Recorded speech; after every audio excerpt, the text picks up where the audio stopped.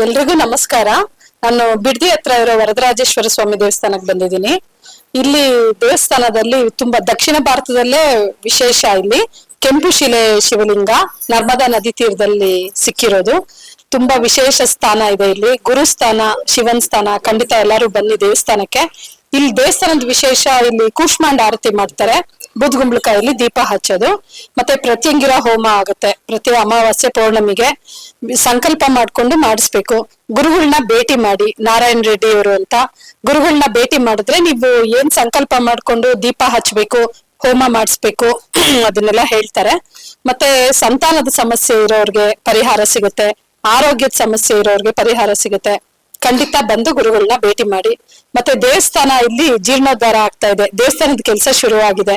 ಖಂಡಿತ ಎಲ್ಲಾರು ತನು ಮನ ಧನ ಅರ್ಪಿಸಿ ಕೈ ಜೋಡಿಸಿ ದೇವಸ್ಥಾನದ ಕೆಲ್ಸಕ್ಕೆ.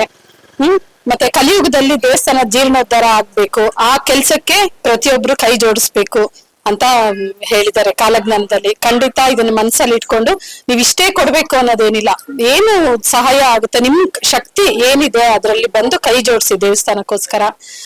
ಮತ್ತೆ ಎಲ್ಲಾರ್ಗು ಏನ್ ವಿನಂತಿ ಮಾಡ್ತೀನಿ ಅಂದ್ರೆ, ನಾರಾಯಣ್ ರೆಡ್ಡಿ ಗುರುಗಳನ್ನ ತುಂಬಾ ಜನ, ನನಗೆ ಗೊತ್ತಿರೋ ಹಾಗೆ ಲಕ್ಷಾಂತರ ಜನ ಭೇಟಿ ಮಾಡಿದೀರಾ. ಅವರಿಂದ ಎಷ್ಟು ಒಳ್ಳೇದಾಗಿದೆ, ನಿಮ್ಗೆ ಆಗೋ ತೊಂದರೆಗಳು ತಪ್ಪಿದೆ.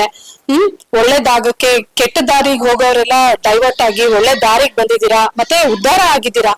ಅಂತವ್ರೆಲ್ಲ ಬಂದು ಒಳ್ಳೇದಾದ್ಮೇಲೆ ಇಲ್ಲಿಗ್ ಮತ್ತೆ ತಿರುಗಿ ನೋಡಲ್ಲ. ಇವರಿಂದ ಒಳ್ಳೇದಾಗಿದೆ ಅಂದ್ಮೇಲೆ ಇಲ್ಲಿ ಬಂದು ದೇವಸ್ಥಾನದ ಕೆಲ್ಸಕ್ಕೆ ಕೈ ಜೋಡಿಸಿ ಅನ್ನೋದನ್ನ ನನ್ ಮನವಿ. ಇವರಿಂದ ತುಂಬಾ ಜನಕ್ಕೆ ಒಳ್ಳೇದಾಗಿದೆ, ಕಣ್ಣಾರೆ ನೋಡಿರೋದು. ಖಂಡಿತ ಅಂತವ್ರೆಲ್ಲ ಬನ್ನಿ, ಬಂದು ನೆನಪಿಸ್ಕೊಳ್ಳಿ. ಗುರುಗಳನ್ನ ಮರ್ತೋಗಿದ್ರೆ ಬಂದು ದೇವಸ್ಥಾನಕ್ಕೆ ಅಂತ ಕೈ ಜೋಡಿಸಿ ಅನ್ನೋದು ನಂದು ಮನವಿ, ಕಳಕಳಿಯ ಪ್ರಾರ್ಥನೆ.